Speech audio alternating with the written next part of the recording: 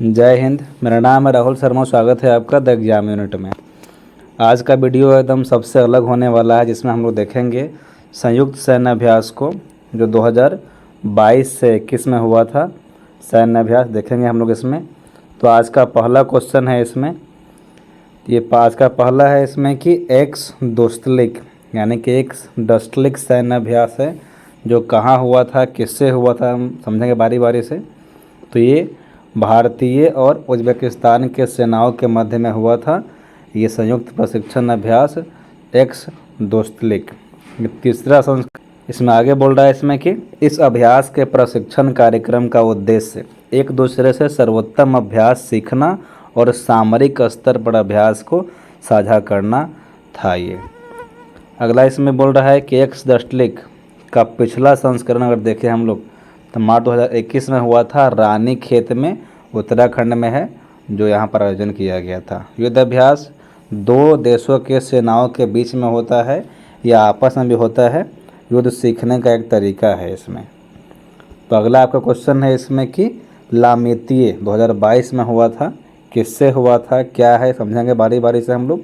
तो ये है आपका भारतीय सेना और सेशेल्स रक्षा बलों के, यानी कि जो एसडीएफ है वहाँ सेशेल्स के देश का, वहाँ के मध्य हुआ था। और ये 9वां था संयुक्त सैन्य अभ्यास लामेतिये 2022 में हुआ था, जो कि 22 से 31 मार्च 2022 तक ये आयोजन किया गया था। और इसके अगर हम उद्देश्य की बात करें अगर, तो ये अर्ध शहरी वातावरण में शत्रु बलों के खिलाफ विभिन्न अभियानों के दौरान प्राप्त किए गए अनुभवों को साझा करना और संयुक्त अभियान करने के लिए क्षमता में वृद्धि करना है। अगर हम देखें इसके आयोजन को तो यह 2001 में सेशेल्स में आयोजित होने वाला एक दिवसीय प्रशिक्षण अभ्यास है। 2001 में हुआ था पहली बार यहाँ पर। अगर हम देखिए आगे, स्लिनेक्स, क्या नाम है इसका, स्लिनेक्स समुद्री अभ्यास है ये, जो भारत और श्रीलंका के मध्य में द्विपक्षीय समुद्री अभ्यास का 9वां संस्करण अगर हुआ की बात करें 22 में 7 मार्च से 10 मार्च तक ये हुआ था, विशाखापट्टनम में संपन्न हुआ था। अगर हम बात करें इसके और बारे में इसका, तो स्लिनेक्स का समुद्री चरण बंगाल की खाड़ी में तथा बंदरगाह चरण विशाखापट्टनम में नौसेना डॉकयार्ड में आयोजन किया गया था इसमें। अगर देखिए इसके उद्देश्य के बारे में, तो नौसेनाओं के बीच बहुआयामी समुद्री संचालन के लिए अंतर संचालन क्षमता को बढ़ाना, आपसी समझ में सुधार करना और सर्वोत्तम प्रथा और प्रक्रियाओं का आदान प्रदान करना इसका मुख्य उद्देश्य था। अगर हम देखिए इसके पिछले संस्करण को, तो अक्टूबर में हुआ था 2020 में, ये था त्रिंकोमाली, श्रीलंका में पड़ता है एक जगह, वहाँ पर किया गया था इसका आयोजन। और यह अभ्यास 2005 में शुरू हुआ था। अगला है आपका धर्म गार्जियन 2022 में हुआ था इसका सैन्य अभ्यास। क्या है समझते हैं इसके बारे में। बोल रहा है कि भारतीय सेना और जापानी ग्राउंड सेल्फ डिफेंस फोर्स के मध्य में ये आयोजन किया गया था, जिसका नाम था धर्म गार्जियन।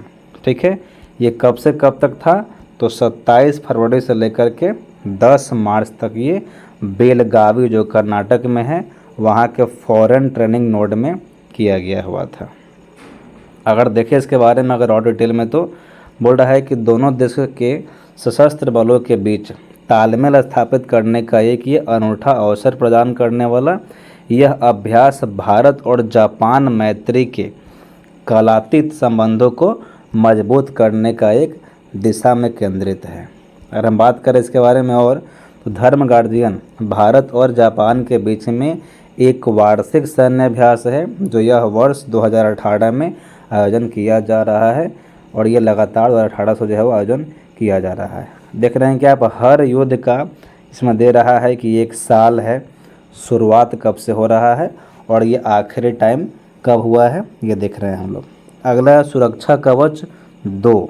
ठीक है, देखेंगे क्या है ये। तो भारतीय सेना के अंगरीबाज डिवीज़न और महाराष्ट्र पुलिस के मध्य में सुरक्षा कवच 2 का हुआ था, ये नामक एक संयुक्त अभ्यास का आयोजन किया गया था। 2022 में हुआ था ये, कब, ये मार्च के महीने में। ठीक है, 22 मार्च को हुआ था ये पुणे के लूला नगर में। कहाँ पर, लूला नगर है पुणे में, यहाँ पर हुआ था। और ये क्या है, तो यह अभ्यास का उद्देश्य क्या था? तो आतंकवादी हमले का मुकाबला करने हेतु और सेना द्वारा दी गई प्रक्रियाओं और अभ्यासों के समन्वय के उद्देश्य से इसका आयोजन किया गया था। अगला है आपका ऑपरेशन गंगा। ये क्या है?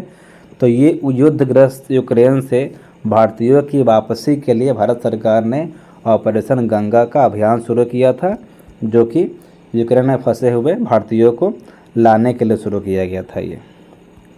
इस अभियान के तहत यूक्रेन से पड़ोसी देशों Romania, Hungary, Poland, Moldova, Slovakia में चले गए भारतीयों को एयर इंडिया से एयर फोर्स के विमानों द्वारा स्वदेश यानी कि भारत लाया गया था। ऑपरेशन गंगा के बल पर लगभग 23,000 भारतीय नागरिकों के साथ साथ 18 देशों के लगभग 147 विदेशी नागरिकों को भी जो है यूक्रेन से सफलतापूर्वक बाहर निकाला गया हुआ था। अगला है आपका बहुपक्षीय अभ्यास मिलन 2022। ये क्या है समझते हैं इसके बारे में।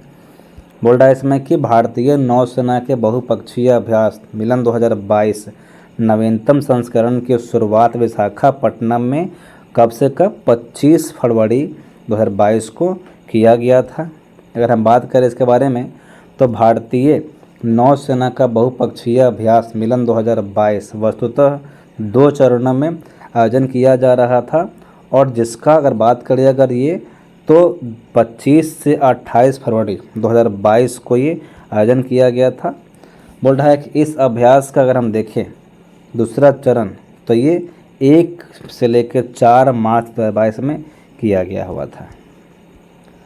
अगर इस बारे में और देखें तो बोल रहा है कि इस अभ्यास में 40 से अधिक देशों में युद्ध पोतों डेलीगेशन ने हिस्सा लिया था और इस अभ्यास का उद्देश्य अनुकूल सेनाओं के बीच पेशेवर बातचीत के माध्यम से अभियान कौशल के बेहतर बनाना और सर्वोत्तम प्रथाओं एवं प्रक्रियाओं को आत्मसात करना और समुद्री क्षेत्र में सैन्य नीतियों से जुड़ी हुई जो आपका सैद्धांतिक शिक्षा का अवसर पाना है।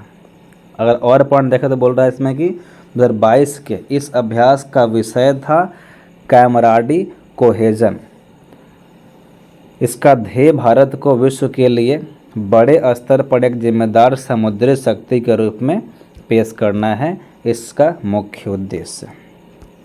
अगला आपका है इसमें वायु अभ्यास ईस्टर्न ब्रिज 6, जो कि भारतीय वायुसेना और ओमान के रॉयल एयर फोर्स में 5 दिवसीय संयुक्त अभ्यास ईस्टर्न ब्रिज 6 जो कि राजस्थान स्थित जोधपुर में किया गया था। कब से कब 21 से 25 फरवरी 2022 के बीच किया गया था।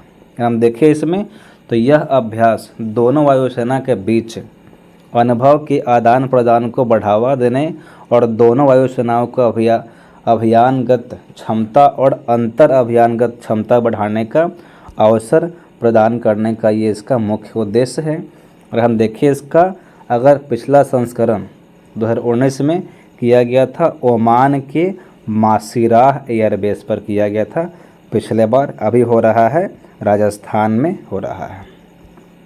अगला प्रश्न है इसमें कोप साउथ 22 बांग्लादेश और संयुक्त राज्य अमेरिका की वायुसेना द्वारा संयुक्त सामरिक एयरलिफ्ट अभ्यास कोप साउथ 22 का आयोजन किया गया था 2022 में। कब से कब 20 से 25 फरवरी को किया गया था। अगर हम देखिए इसमें तो ये 6 दिनों का अभ्यास था जो प्रशांत वायुसेना द्वारा प्रायोजित यह दिवसीय द्विपक्षीय अभ्यास बांग्लादेश और वायुसेना के कुर्मीतोला छावनी ढाका में आयोजन किया गया था। अगला है छीरू 2022 सैन्य अभ्यास। बोल रहा है इसमें कि चीन, रूस और ईरान के नौसेना ने ओमान की खाड़ी में नौसैनिक अभ्यास छीरू का आयोजन किया था।